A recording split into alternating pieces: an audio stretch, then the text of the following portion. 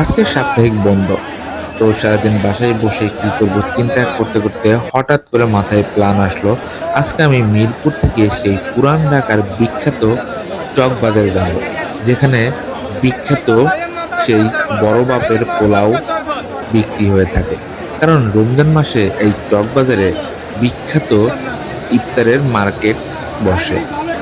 যে কথা সেই কাজ, আমি চলে গেলাম মিরপুর থেকে সেই পুরান ঢাকায়। গিয়ে দেখি এত মানুষের ভিড়, আসলে পুরান ঢাকার মানুষগুলো যে ভোজন রসিক, আপনি আসলে সেটা টের পাবেন। এখানে বিভিন্ন ধরনের ঝাল আইটেম, মিষ্টি আইটেম সহ বিভিন্ন ধরনের খাবার নিয়ে বসে আছে দোকানিরা। যেমন দোকান রয়েছে, ঠিক তেমনি মানুষের ভিড়ও রয়েছে। হয়তো আপনারা ভিডিওতে দেখতে পাচ্ছেন যে কি পরিমাণ মানুষের আনাগোনা হচ্ছে এখানে। আর শুধু এখানে যে আপনার আমার মতো একটা ভিডিও করার জন্য লোক গেছে তা না, আমি ওখানে ক্ষুদ্র একটা মানুষ, কিন্তু আমি দেখলাম বিভিন্ন টিভি নিউজ থেকে শুরু করে বিভিন্ন কন্টেন্ট ক্রিয়েটররা ওখানে গিয়েছে। বড় বড় কন্টেন্ট ক্রিয়েটররা গিয়ে এই ইফতারের বাজার ভিডিও করছে। তো আমিও একটু ভিডিও করে নিলাম। বড় বাপের পোলাও সহ বিভিন্ন ধরনের যে বিখ্যাত খাবারগুলো রয়েছে সেগুলো একটু ক্যামেরা বন্দি করার চেষ্টা করলাম। কিন্তু মানুষের এত ঠেলাঠেলিতে মানে আসলে বিরক্ত হয়ে যাচ্ছিলাম। এদিকে আবার আশেপাশে পকেট মার, ছিনতাইকারী, কত কি সবকিছু চোখ কান খুলে ভিডিও করতে হয়। দেখা যায় আমি ভিডিও করছি, হঠাৎ করে কেউ ফোনটা টান দিয়ে চলে গেল। কারণ পুরান ঢাকাতে এমনিতে ফোন টোন বেশি চুরি হয়।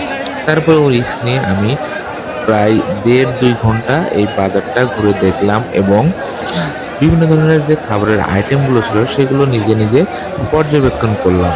যেহেতু রোজা এবং আমিও রোজা ছিলাম, যার কারণে আমি শুধু দেখেই গেলাম, কারণ ইফতারের পরে হয়তো চিন্তা করেছিলাম কিছু খাবো। কিন্তু দুঃখের বিষয়, ইফতারের আগেই আহ, বেশিরভাগ বেশিরভাগ বলতে 99% দোকানের যে খাবারগুলো ছিল সব শেষ হয়ে গিয়েছিল। আর পুরান ঢাকার মানুষজন যে এত ভোজন রসিক হয়, আপনি এখানে না আসলে এটা বুঝবেন না। এই যে একটা ভাই চিল্লাচ্ছে যে চকবাজারের বিখ্যাত মহাব্বতের শরবত, সেও অনেক ডেকে ডেকে কাস্টমারের কাছে বিক্রি করছে। এই যে এখানে বানাচ্ছে চকবাজারের মহাব্বতের শরবত, আর এটা হচ্ছে সেই বিখ্যাত বড় বাপের পোলাও। খাবেন আর ব্যাগ ভরে নিয়ে যাবেন।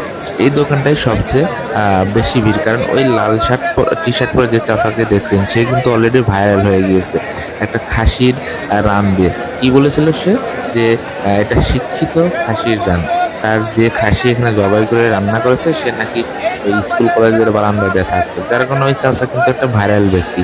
আর এই ভাইরাল ব্যক্তির কারণে এই দোকানটাতে প্রচুর পরিমাণ ভিড় পড়েছে। আমিও এই ভিড় ঠেলে একটু দেখলাম তাদের যে জিনিসগুলো বিক্রি করছে, সেখান থেকে আবার চলে আবার আর এক জায়গায় গেলাম। এইভাবে আমি পুরো ৪টা থেকে গিয়েছিলাম। আমি প্রায় ইফতারের পরে প্রায় ৭টা পর্যন্ত ওখানে থেকেছিলাম, কিন্তু সন্ধ্যার পরে পুরো শুনশান হয়ে গিয়েছিল এই জায়গাটা। যা ভিড় ছিল সেটা ইফতারের আগ পর্যন্তই ছিল।